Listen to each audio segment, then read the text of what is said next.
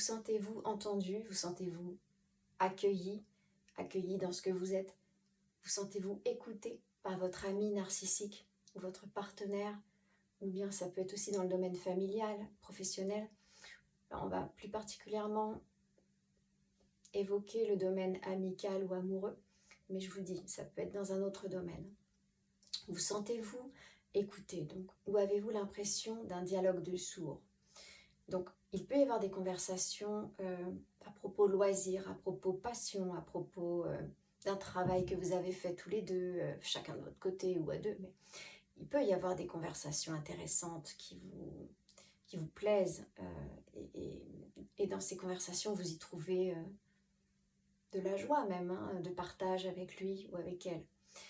Mais quand il s'agit vraiment de votre histoire à vous deux, de ce qui se passe entre vous deux et que vous essayez d'exprimer ce que vous ressentez, ou bien de clarifier quelque chose, vous sentez-vous écouté vraiment? Ou est-ce que c'est très vite balayé et zappé par votre partenaire ou votre ami? Malheureusement, voilà, c'est souvent le cas. Non pas que je veuille généraliser, loin de là, mais voilà, il faut dire ce qui est. Avec quelqu'un de narcissique, pas forcément le pervers narcissique, mais il y a vraiment d'autres manipulateurs et manipulatrices toxiques qui ne sont pas à 100% PN hein, et qui font autant de dégâts. Voilà, il y a vraiment une difficulté d'être entendu et c'est une grande souffrance, une grande frustration pour la partenaire qui, elle, est sensible. Parce qu'il y a toujours l'espoir qui renaît, vu que vous expliquez, vous clarifiez. Des fois, donc je parle au masculin souvent hein, pour le partenaire narcissique, mais vous pouvez mettre au féminin.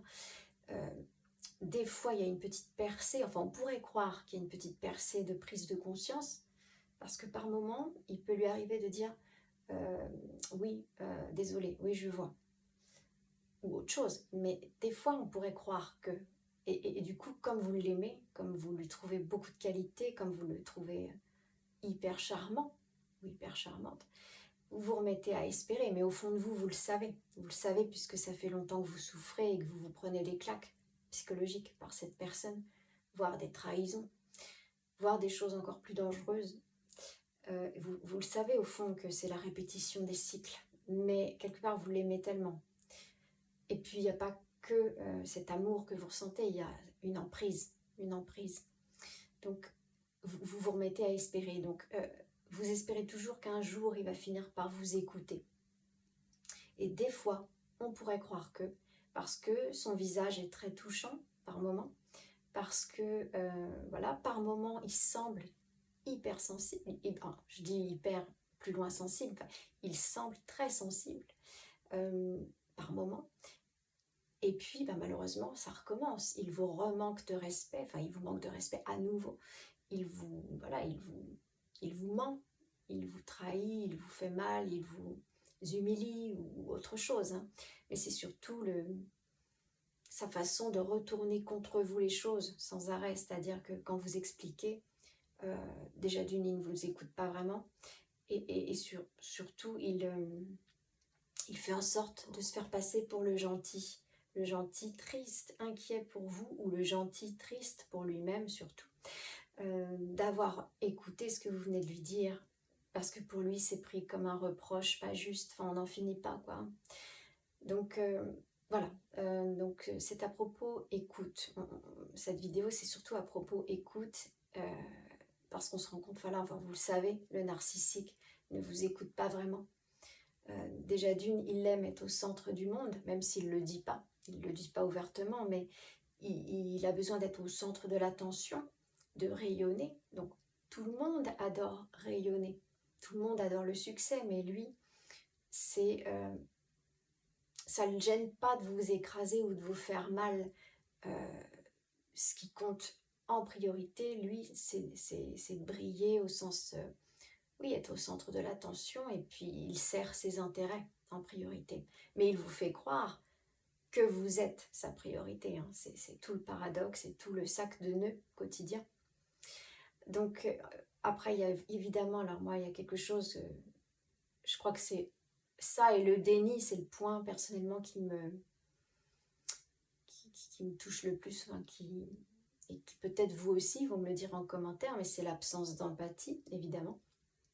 Parce que vous espérez qu'il y ait toujours une petite percée d'empathie, puis elle ne vient pas. Parfois il la simule, parfois il fait un bon jeu de théâtre, et on pourrait y croire. Mais malheureusement, il n'y a pas cette vraie empathie. Donc déjà, parce qu'il n'y a pas d'empathie, parce que dans son cœur, il prend pas le temps, puis il ne peut pas, il a pas accès à ça, il ne se met pas à votre place. Donc déjà d'une, il s'en fout, mais en plus, c'est comme si vous parliez deux langages différents. Il ne va pas dans cette zone-là, lui. Il ne va pas essayer de se mettre à votre place. Et des fois, vous lui dites, mais est-ce que tu as essayé de te mettre à ma place? Puis il va vous faire croire que oui. Mais non, non, malheureusement, non. Donc voilà, par cette absence d'empathie, cette façon que nous, on aurait de se mettre à la place de l'autre ou d'être vraiment à l'écoute du ressenti de l'autre, lui, non. Donc déjà, rien que pour ça, il ne vous écoute pas vraiment. Et d'ailleurs, il vous fait croire que vous êtes tout pour lui, mais en fait, vous n'existez pas pour lui. Vous êtes utile. Comme une... le mot béquille ne convient pas totalement, mais il s'appuie et il grandit grâce à vos retours et grâce à votre tendresse et grâce à votre présence. Il s'améliore pour lui-même. Il améliore surtout sa séduction aussi.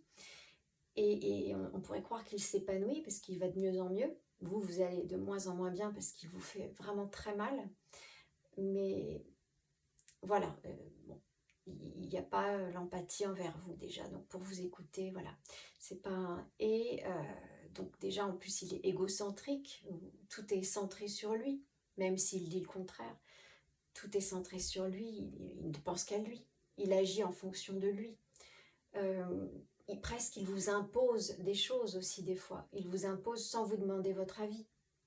Et quand vous lui dites mais au fait j'existe, tu m'as demandé mon avis, il va se reprendre vite fait, se corriger comme un petit enfant, et on croit qu'il a pris conscience, mais non, non, ça recommence quoi, l'égocentrisme. Et puis bon, après ça se voit surtout aussi dans sa manière de mentir, de vous trahir. Il se demande pas s'il vous fait du mal, il ment.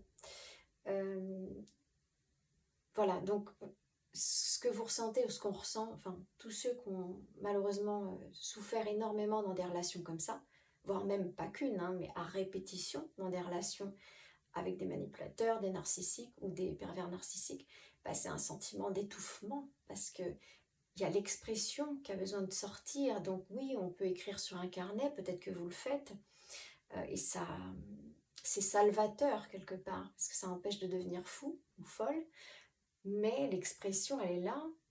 Le dire à quelqu'un de confiance, ok, mais la personne concernée, c'est-à-dire ce partenaire ou cet ami narcissique, lui, c'est comme si il y avait un besoin de lui dire, mais regarde ce que tu as fait, pourquoi tu continues à me nier, pourquoi tu continues à ne pas m'entendre, pourquoi tu continues à faire semblant, enfin, on a envie de lui dire et qu'il se mette à se rendre compte et à vous reconnaître, à reconnaître ce que vous ressentez ou ce qui vous a fait. Et malheureusement, c'est usant puisque ça n'arrive jamais. Ou alors il fait semblant et puis ça dure pas, quoi. Il fait semblant quelques instants de vous écouter. Puis... Donc voilà, il y a dans les conséquences de subir cela, il y a vraiment un sentiment d'étouffement et de solitude malgré l'existence de thérapeutes, de médecins. Donc c'est déjà bien d'aller se faire aider et je vous conseille si vous êtes vraiment en bas là, si vous allez mal, bah évidemment de ne pas rester comme ça et de vous faire accompagner. Seulement il y a quand même un sentiment de solitude puisque lui, votre partenaire ou votre être aimé narcissique, bah, il n'entend pas. Donc ça peut vraiment faire très très très mal. Il y a aussi puisque ce sont des gens qui vous font douter de vous tout le temps, qui vous mentent, puis qui changent les réalités, ils déforment ce qui s'est passé, hein. Ils n'hésitent pas à essayer de vous faire des preuves, enfin vous montrer des preuves abracadabrantes pour vous faire gober le mensonge d'il y a 2 jours. Donc ça va très loin. Parfois, il y a des mises en scène, enfin, ça va très loin. C'est abracadabrant, mais lui a l'impression que... Enfin, il a l'impression qu'il peut vous faire gober son mensonge, quoi. Mais le problème, c'est que c'est répété, voire même tous les jours. Et du coup, même si vous luttez, il y a quand même votre mental qui en prend vraiment un coup, hein, c'est le cas de le dire. Enfin, il y a votre psychisme qui est pollué. Et vous vous mettez à... Ça s'effrite, enfin, comment dire. Vous avez votre raison qui est là, mais vous êtes atteint. Enfin, il y a comme une pollution. Et du coup, vous vous mettez à douter même.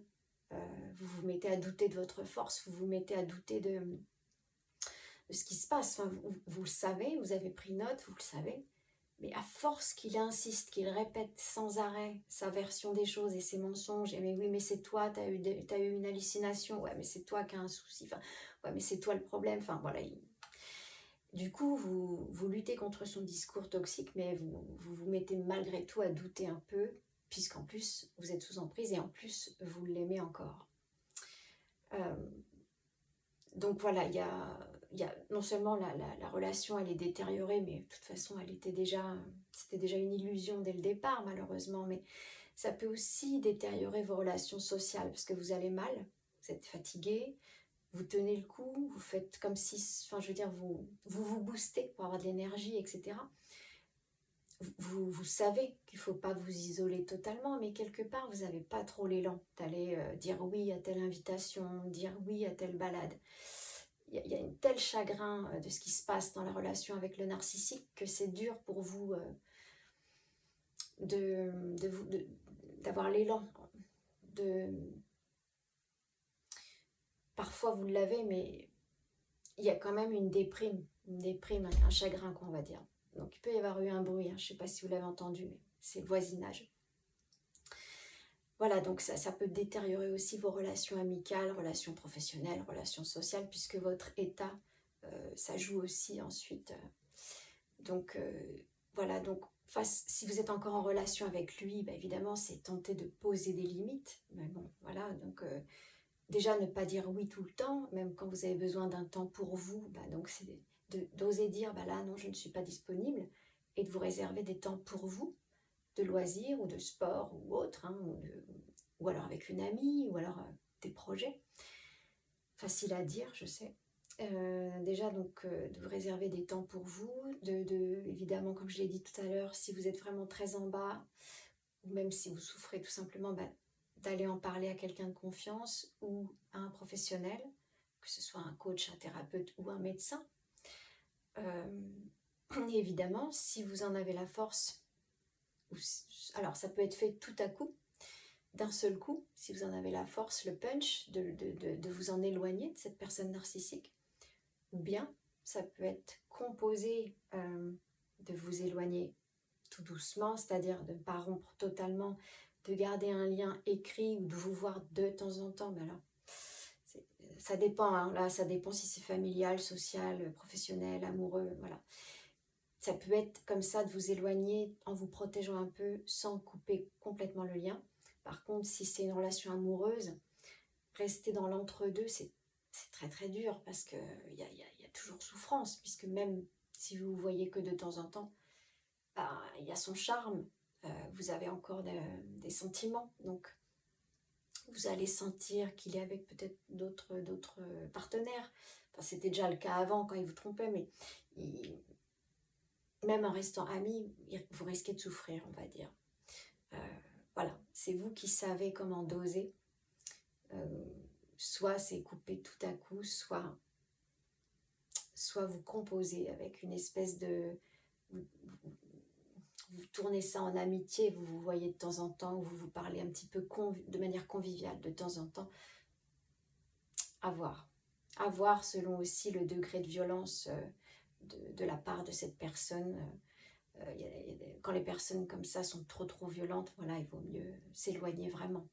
Ça, je ne vous apprends rien, vous le savez. N'hésitez pas à me dire en commentaire si ça fait écho. À bientôt.